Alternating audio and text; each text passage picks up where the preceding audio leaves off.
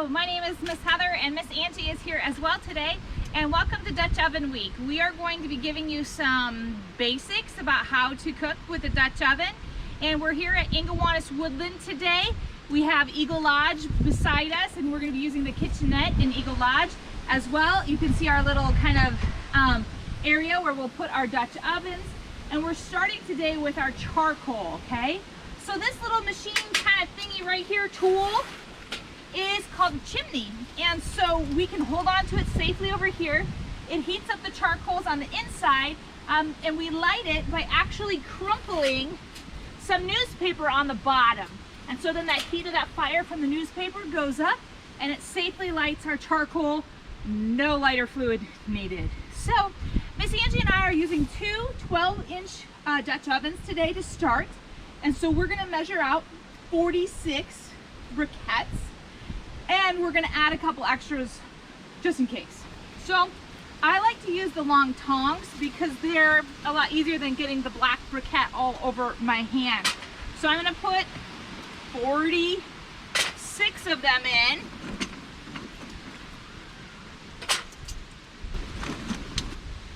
That's 46 exact. Oh!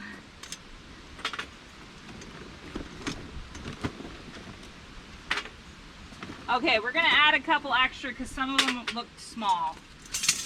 Okay, then I'm gonna set that aside. On the bottom, we are gonna use a crumpled up piece of paper. So if you've ever started a fire, you may have wanted more surface area to start your fire, light your fire, and that's why we do the crumpling of the paper. So that's what I'm gonna do here today too. You can see I've got all those briquettes in there. I'm putting this on the bottom. There's little teeny tiny slats there that I can light, which actually is very helpful. So I'm gonna actually move some of the leaf debris, and there's lots of seeds here at Ingowanis, and move that out of the way. I do recommend doing this on a hard surface. We've tried to do it lots of different places, and best if it's on a hard surface. Concrete is best. I'm gonna take my match, try and light it, and just run it on the bottom side of that newspaper.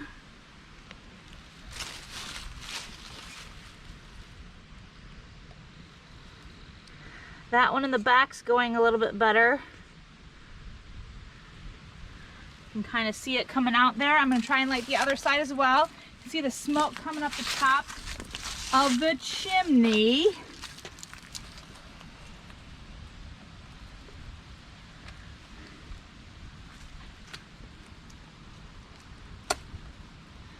We do this first because if it gets started, then we can go and get our recipe made and then come back and should have the coals ready, hopefully. Well, it's giving me good signs on the other side, but I really do want to get this side lit. It's very windy today, of course, when you want to teach Dutch ovens. Oh yeah, we got some good fire on this side now.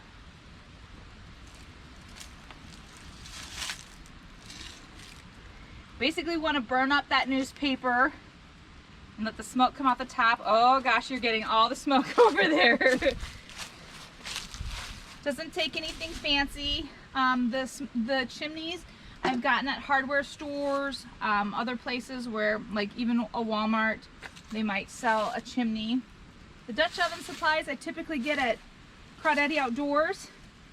I like to shop local, and they usually have a lot of expertise. So like the lodge stand over here, that was something that Crawdaddy's provided or had, and we just purchased from them. Oh yeah, I'm thinking this is going to be real good. So we let that sit and we'll come back. Okay friends, now we're inside Eagle Lodge. It's a little echoey, so I'll try and keep my voice down as much as I can. I've got my 12-inch Dutch oven right here. I got my stick of butter in the bottom, and that one's going to be ready to warm up the butter and melt that so it has a good base on that. I'm following the Hash Brown Quiche I'm not a cook. I do not enjoy cooking, but we're trying today, okay? So I picked one that is also gluten-free. I have a gluten intolerance, and therefore I don't eat gluten, which is a protein and is found in flour and other things like barley and rye. So today I've got just Orida hash browns. I did not get 36 ounces specifically, so we're improvising from the recipe, but that's gonna be okay. It did want them to be thawed, and so we have mostly thawed these hash browns today, and I'm gonna use the entire bag. Okay, so hash browns are first. Got a little spatula here we'll mix those up with. We're also gonna put in Swiss cheese, and it called for 6 ounces, and look at that, I got 6 ounces exactly. So we're gonna pour that whole thing in. It's gonna be a very white dish. If you wanted to add some red or yellow peppers or green peppers, that would also be a great idea. We also have hot pepper cheese, and so I wasn't really 100% sure what they meant with that, so I just got pepper jack, because I do like pepper jack pretty well, and we're gonna add that in as well.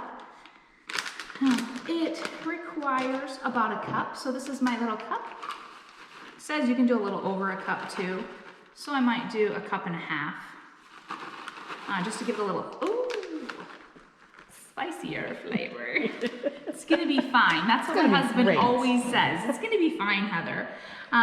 So we got the cheese, and then I'm cheater, and I bought the diced ham today. So you can get diced ham, or you can cut up the ham yourself from leftovers from whatever meal you might be having yourself. So we have about a cup to a cup and a half of the ham, so I'm gonna use my cup again. I'm gonna measure that out as best as I can, kind of improvising a little bit as we go. I'm gonna add a little bit more. What do you think, Ange? Yeah, I think more ham. We're gonna add 2 cups of ham, I think, because we got enough in the bag, so we're gonna just do it, okay? And we definitely have room in the Dutch oven today. So we're gonna seal that back up so that doesn't spill out, and set that aside. Then the next thing, I might stir this up just a little bit, just kind of get it, because we're putting a liquid milk in next. So this is a perfect breakfast, or if you're like me and you're getting up late from camping on a Sunday morning, this might be a perfect recipe for like 10 o'clock, 11 o'clock, brunch time, etc. So we're mixing all that cheese in, and we're gonna add our milk next. We need about a 3/4 cup of milk. So this little measuring cup is really kind of a backpacking cup. It has the measuring on the inside, which is so fun. And it has all those measurements with little lines on the inside. So we're just gonna take about the 3/4 of a cup right there, and we're gonna kind of spread that in and spread that all over.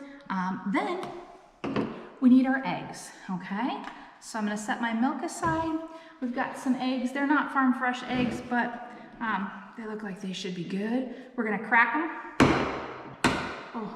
They're a little harder to crack than my farm fresh eggs. Okay, looks good. Smells good. We're gonna put that right in there. We're gonna set the egg over there. We'll throw it outside in that compost bin. Man, this egg is... I got it. We're gonna have to clean up egg mess now. Sorry, Miss Angie. We are not professional cookers by any means. It probably is different on a plastic table. Yeah. You know, with our kitchen counter, it's so much easier on that edge. Right. So, you know, I've got egg mess everywhere. You know, when we're camping, I always crack my eggs on the side of the picnic table. Yeah, and that wood is a lot harder than this plastic. So all smells good. Fresh eggs bought this morning, so hopefully we have a delicious meal. Okay, so we're gonna mix that egg in, and then we're gonna kind of stir it up just a little bit, and then we're gonna be excited. Let your kids stir it. It'll be fine. It'll be just like me stirring it on the counter. Once you get your own recipe and your own ingredients, I encourage you to let the children try it. Miss Angie and I, we definitely do a lot of things with kids, and you just got to be ready to invite them and bring them in, and definitely show them how to measure. That's definitely one thing that we've been working on it during COVID times with my son, and trying to get him using measuring cups and things like that. It's, craziness. you know, usually there's a mess with their children, but they're learning how to cook, and that's a fantastic thing to do. Yeah, so this really looks good, Miss Ange. I'm kind of excited. I'm starving. So hopefully we can go out and check on the charcoal and then get this butter melted, and then we're gonna put this in the pan. All right, the coals are looking nice and hot and ready, so we're gonna take them out carefully. You see that there is some fire here, so I gotta be real gentle, real careful. I'm gonna transfer them to my little lodge table, and there's a certain amount, the pattern, which is something that we will give you in the notes on the bottom. We're gonna try 8, 3, 4, 5, 6, 7. I meant 9. So we're gonna try and melt that butter. That's our job. While the butter is trying to melt from the bottom, I also have to do a crisscross pattern on the top. So that's my next job. You'll see that this is a 12-inch wide Dutch oven made by Lodge. Okay, you can see we've got a nice checkerboard pattern. The other way to think about that is that I put all the charcoals on the outside, and then I filled in on the blanks on the inside as best I could. So now I need to lift that lid. Do you think it's hot? Yeah, it is. So we have this special tool called a lid lifter, and I just pull up, and that's how we lift the lid. We're gonna check on that butter that's inside and see if it's melted yet, okay? So I'm gonna open it, lift straight up. There it is, it's melting. And put it all over the bottom there. Break it into some chunks here. This is a pretty a little bit newer Dutch oven, and so it's still very smooth. Some of the other Dutch ovens that we have are older, and they are maybe not quite as smooth. So you'll see the difference in that, and that's why we're not lining this Dutch oven. I'm gonna put that lid back on, give it another second or two, and while we're waiting for that to melt, and then what we'll do is basically just put in that quiche, and we could also spray the pan sides as well. So that's another thing we could try. Okay, we're just dumping that right in, working on the fly. See if I can, oh yeah, I got it, most of it all the way to the bottom. There's ashes coming up because of the wind today. If you do have a windy day, if you have a cold day, you may have to improvise just a little bit and add more charcoals to your recommended number. I found that when I do winter picnics in the cold January, February times, it absolutely makes an impact on what is happening. I'm gonna bring some of that butter to the top. Really got my pan full. Feels good and hearty. Hopefully it'll just really melt together and be delicious when we get done. So I'm gonna put the lid back on, and now I will follow the instructions to let it cook for the recommended amount of time. And if I need to, I can come back and add more charcoals. The charcoals on top push the heat down. The charcoals on the bottom keep it radiating throughout the pot. And so that's why we do top and bottom. Okay, just a quick check on this one. This hash brown quiche is looking really delicious. Lots of cheesiness. The butter is looking good. The bottom of the pan is looking good. Everything is cooking very well. I'm just kind of stirring it through. We maybe have a little bit of a leaning to the side, hence that moisture was on this side from the milk, but everything looks really good. I'm just keeping that warm. You can see the smokiness coming out of there. So we know that it's heating well. And we're gonna put the lid back on, and it looks just like that. You can see those ashes on the charcoal, but that'll continue to cook for another few minutes. Okay, there we go. We've got our quick hash brown quiche with ham and cheese, and we're ready to eat that. Hot and ready. Yum. Here's the finished product. Miss Heather and I are ready to dig in. Yum. Yummy.